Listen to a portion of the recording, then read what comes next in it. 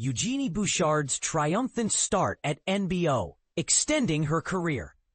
In a stunning display of resilience and passion, Eugenie Bouchard has kicked off what was supposed to be her swan song with a victory that has everyone talking, proving that even in the twilight of a career, comebacks can still steal the show. Picture this: the former tennis prodigy, once on the cusp of greatness, steps back onto the court in her hometown tournament and pulls off an upset against Colombia's Emiliana Arango. The score? A hard-fought 6-4, 2-6. 6-2 in the first round of the National Bank Open. This win not only extends her professional journey for at least another match, but also marks her impressive 300th singles victory, a milestone that highlights her longevity in a sport known for its grueling demands. Now, to give you some context, if you're new to tennis, Bouchard burst onto the scene like a comet in 2014. At just 20 years old, she became the first Canadian woman to reach a Grand Slam final. That's the biggest stages in tennis, like Wimbledon or the US Open, where the world's elite compete.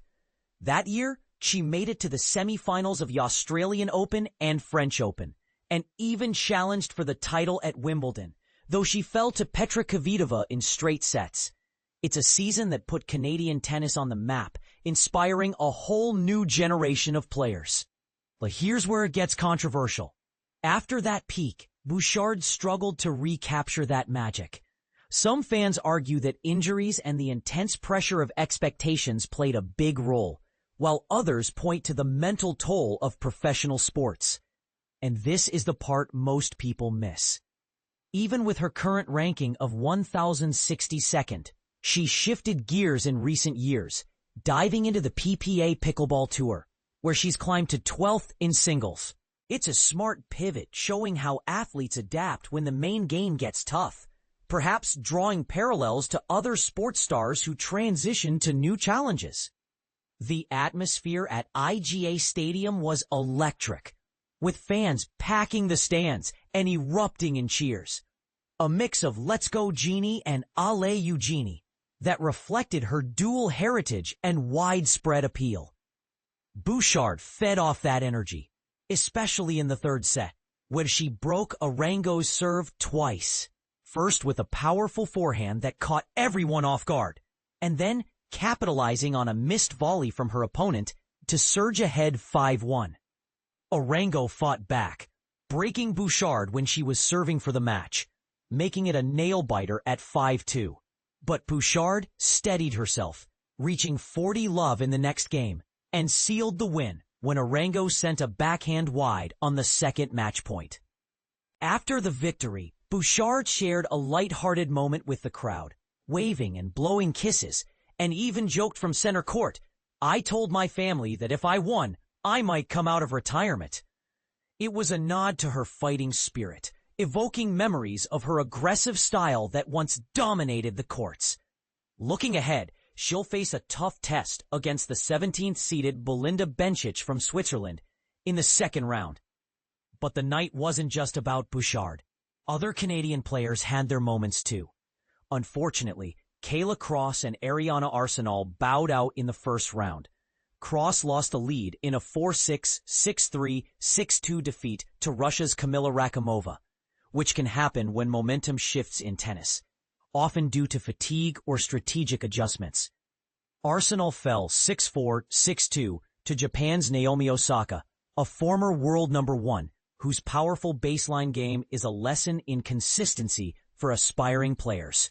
On a brighter note, Carson Branstein, who represents Canada despite growing up in California, was set to battle Greece's Maria Sakkari later that evening.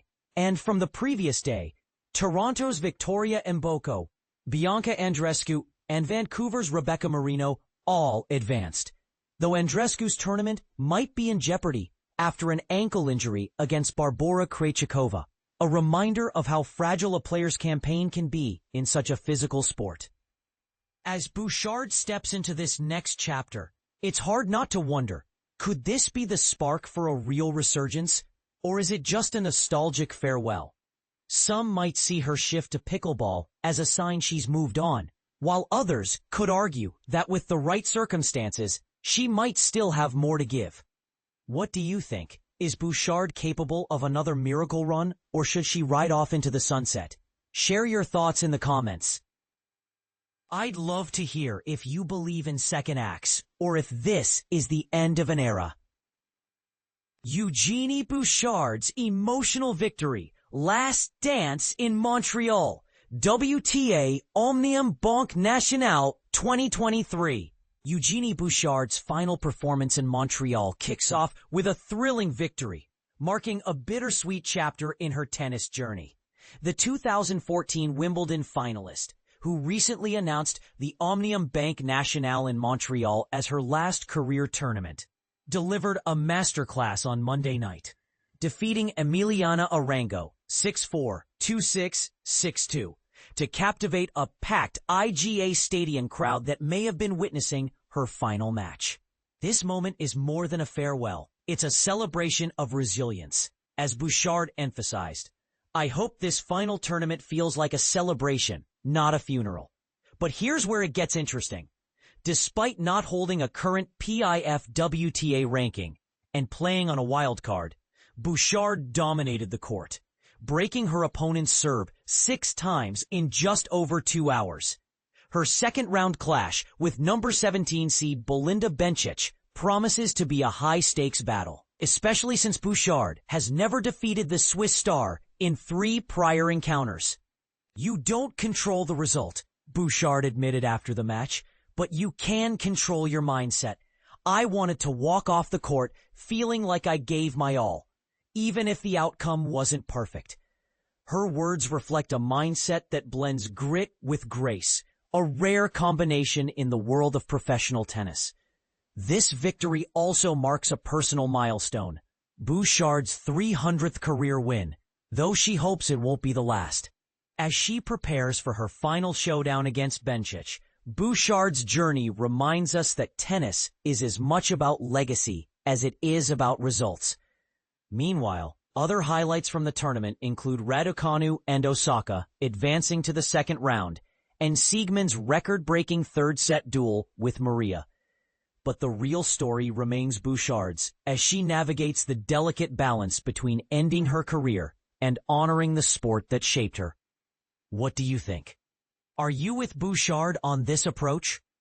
Share your thoughts in the comments below, because sometimes the most meaningful moments aren't about winning, but about saying goodbye with purpose. Eugenie Bouchard's epic comeback. First WTA win since 2023 at Montreal. Eugenie Bouchard's tennis journey just took an unexpected turn. She has chosen to keep competing, at least a little longer. This decision came after she secured her first WTA Tour win since 2023, right here in Montreal. But here's where it gets controversial. She had announced earlier this month that she planned to retire following her final run at her hometown tournament. Now, she's back on the court, proving that sometimes retirement plans aren't as final as they seem. On Monday, Bouchard, famously known as Genie, battled Emiliana Arango in the first round of the National Bank Open and emerged victorious with scores of 6-4, 2-6, 6-2. This win doesn't just mark a match won. It's her landmark 300th career victory on the WTA Tour and her first taste of competitive triumph in over 2 years. Back in 2014, Bouchard was one of tennis's brightest rising stars, climbing to world number 5 and making it all the way to the Wimbledon final, along with reaching 2 other Grand Slam semifinals. Since then, her career path shifted, focusing more on pickleball and playing very few tennis matches. Only one prior to receiving a wild card into this Montreal event. At 31 years old, many expected her to move on, but this latest win hints she might still have some competitive fire left. The match itself was a seesaw affair. After a split in the first 2 sets, Bouchard impressively broke Arango's serve twice in the deciding set, first capitalizing on a powerful forehand, and then taking advantage of a missed volley from the Colombian opponent. This surge gave her a dominant 5-1 lead. Although Arango fought back by breaking serve to make it 5-2, Bouchard maintained her cool, earning match point and closing out the game as Arango sent a backhand long. The victory was not just technical, but emotional, with Bouchard waving and blowing kisses to Montreal fans who cheered her on. After the win, Bouchard revealed a touching personal motivation. She had told her family that if she managed to win this match, she would reconsider retirement. "I felt like the old genie out there," she said from center court, suggesting that the passion and skill that once made her a Grand Slam contender might not be gone after all. This development opens up an intriguing conversation. Should athletes be allowed to redefine their retirement based on moments of inspiration? Or does announcing retirement set a clear endpoint? Meanwhile, other big names also made headlines at the National Bank Open. Emma Raducanu, just days after her semifinal exit in Washington, quietly defeated Elena Gabriela Ruse 6-2, 6-4, showcasing her stamina and determination. Naomi Osaka, competing in her first event since parting ways with her coach Patrick Mouratoglou, comfortably won against Ariana Arsene 6-4, 6-2, signaling a fresh chapter in her career.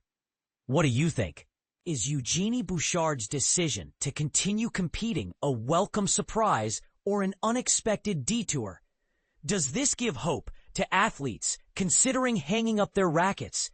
Or could it complicate the narrative around retirement in sports? Share your thoughts in the comments below, because this story is just getting started.